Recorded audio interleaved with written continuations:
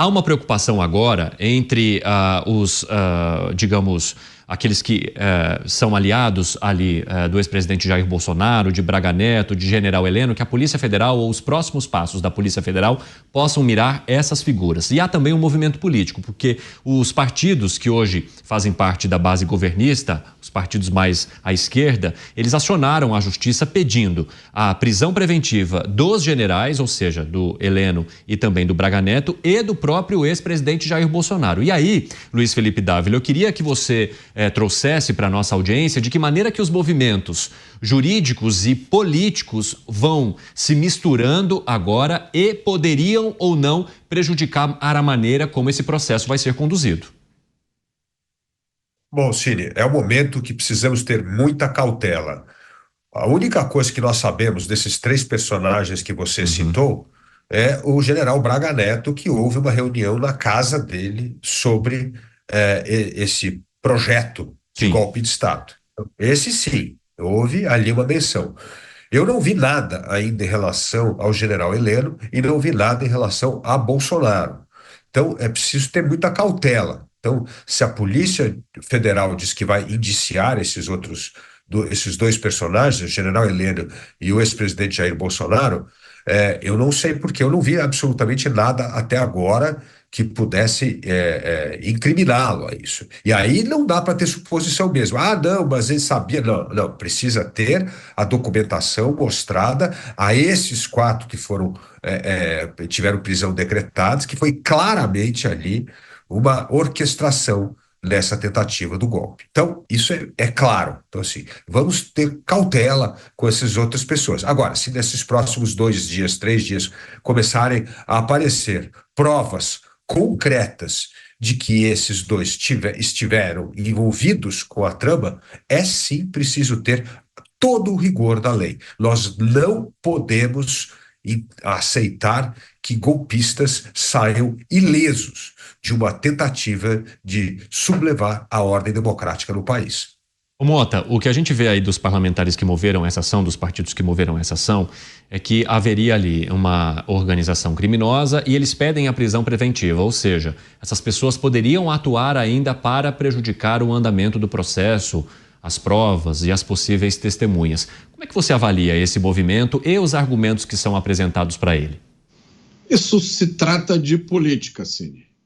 E aí a gente tem que decidir se a gente vai seguir a lei ou se a gente vai de acordo com o sentimento da política. Eu acho que eu não erro muito se eu disser que há um desejo de muita gente de tirar o presidente Jair Bolsonaro do jogo político, da mesma forma que havia nos Estados Unidos um desejo desesperado de tirar o Donald Trump da disputa eleitoral. Agora, essa escolha está diante de nós. Nós vamos seguir a lei ou nós vamos deixar que a justiça e a polícia sejam contaminadas pela agenda político-eleitoral?